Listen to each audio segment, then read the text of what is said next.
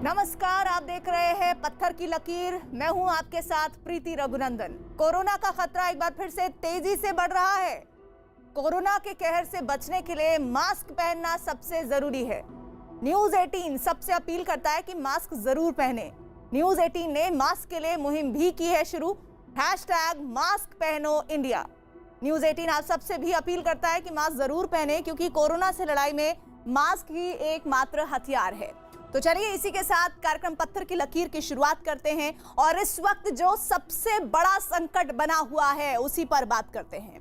देश में कोरोना की दूसरी लहर का कहर लाखों लोगों की जिंदगी पर भारी पड़ रहा है।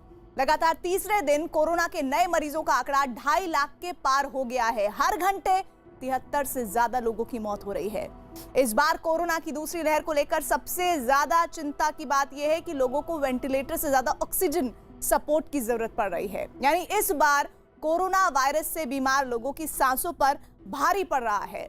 डॉक्टर्स के लिए यह भी चिंता का विषय है। आईसीएमआर इस बात की जांच में जुटा है कि आखिर कोरोना की दूसरी लहर में ऐसा क्या है जिसकी वजह से ज्यादातर लोगों को ऑक्सीजन सपोर्ट की जरूरत पड़ रही है, और कैसे आप सांस की तकलीफों और अपनी ऑक्सीजन की जरूरत को काफी हद तक आसानी से पूरा कर सकते हैं। ऑक्सीजन पर अटैक करने वाले कोरोना पर देखिए न्यूज 18 की यह खास रिपोर्ट।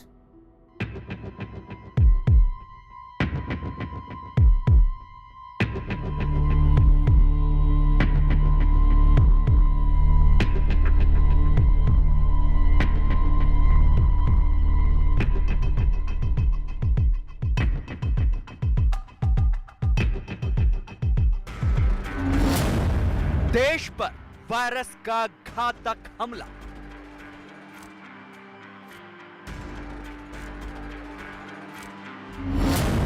तीसरे दिन भी 2.5 लाख नए केस।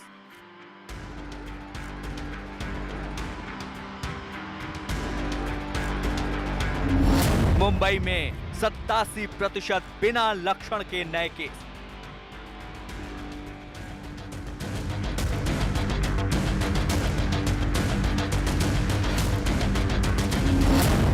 दूसरी लहर की इनसाइड स्टोरी।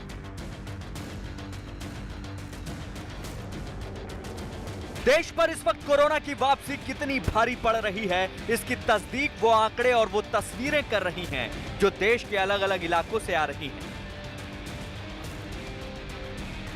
ये लगातार तीसरा दिन है जब वायरस का मीटर 2.5 लाख को पार कर गया है। एक दिन में रिकॉर्ड किए गए नए मामलों का जिक्र करें तो 24 घंटे में कोरोना के कुल 2,59,170 मामले दर्ज किए गए हैं। इन्हीं 24 घंटों में 1,761 लोगों को अपनी जान गंवानी पड़ी है, जबकि 24 घंटे में 1,54,761 मरीज ठीक होकर अपने घर जा चुके हैं। हालांकि इस बीच वैक्सीनेशन भी बढ़कर 12,71,29,113 तक पहुंच गया है।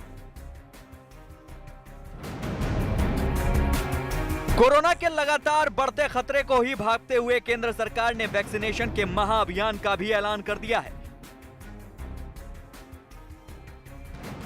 इस महाअभियान की शुरुआत 1 मई से की जाएगी, जिसके तहत 18 साल से ज्यादा उम्र वालों को टीका लगाया जाएगा। अब वैक्सीन खुले बाजार में मिलेगी। खास बात यह कि कोरोना प्रोटोकॉल का पालन करने वालों को ही वैक्सीन दी जाएगी। इस दौरान दूसरी डोज वालों को प्राथमिकता दी जाएगी। वैक्सीनेशन अभियान में राज्य सीधे कंपनियों से वैक्सीन खरीद सकेंगे। कंपनियां 50% टीका राज्यों को बेच सकेंगी। साथ ही अपने हिस्से का 50% टीका भी केंद्र सरकार राज्यों को देगी।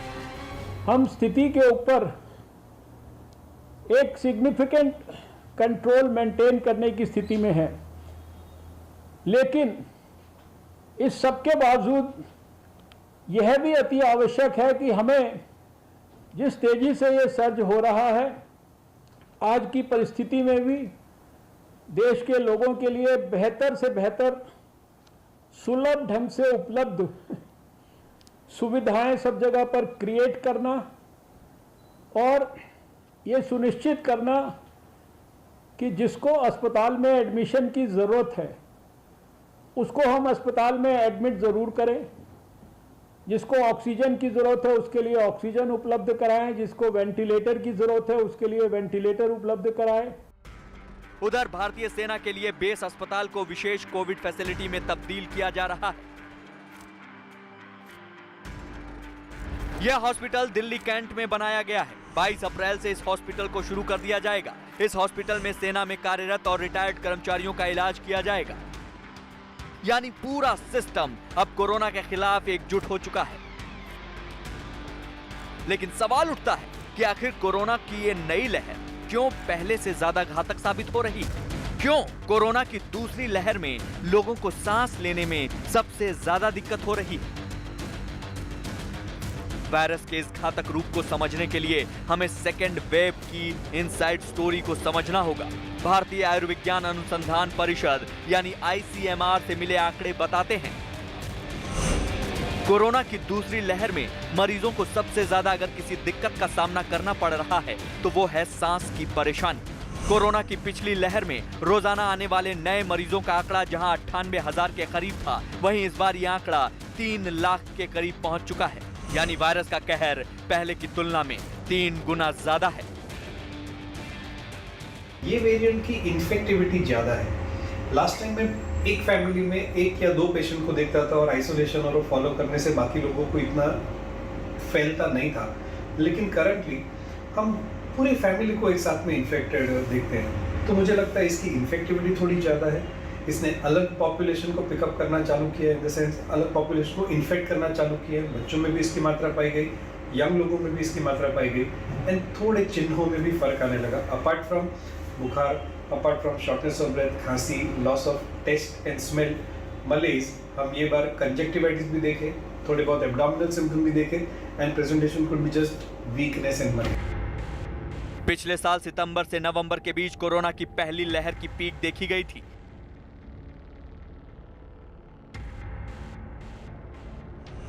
तब वायरस की चपेट में आए 41.7% उन मरीजों को सांस लेने में दिक्कत थी जो अस्पताल में भर्ती थे। लेकिन इस बार 47.5% मरीजों को सांस लेने में कठिनाई हो रही है। यानी पहले की तुलना में 6% ज्यादा मरीजों को सांस लेने में दिक्कत हो रही है।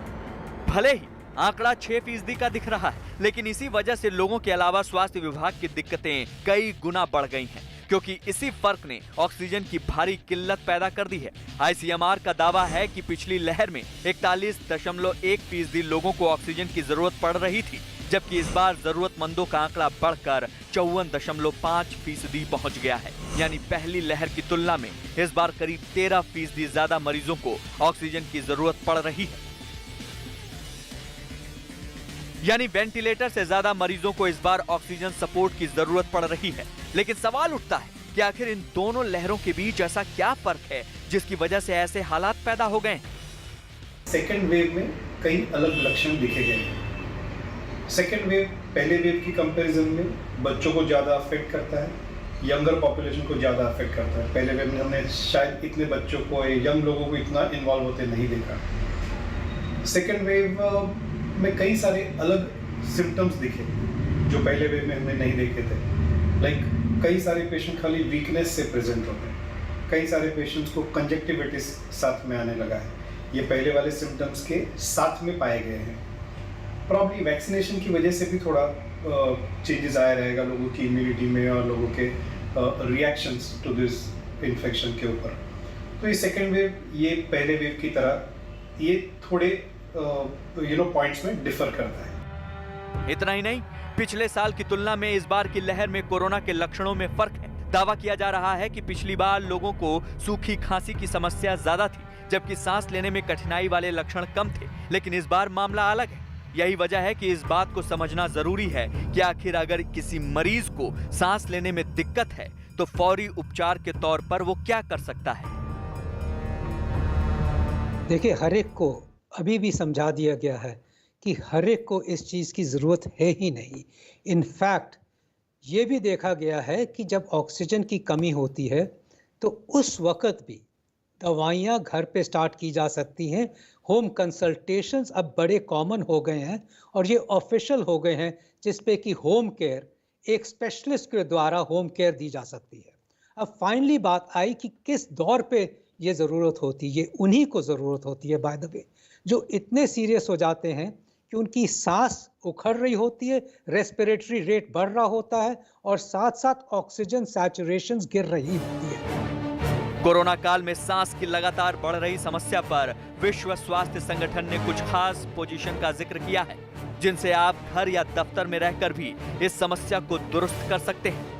3-4 तकिए लगाकर लेटें, आगे की तरफ झुककर बैठें, आगे की ओर सिर झुकाकर खड़े हों, पीछे की तरफ झुककर खड़े हों, हाथों के सहारे झुककर खड़े हों। ये पहले भी वार्निंग दी गई है और अब मैं फिर दे रहा हूं कि 2 वैक्सीन लगने के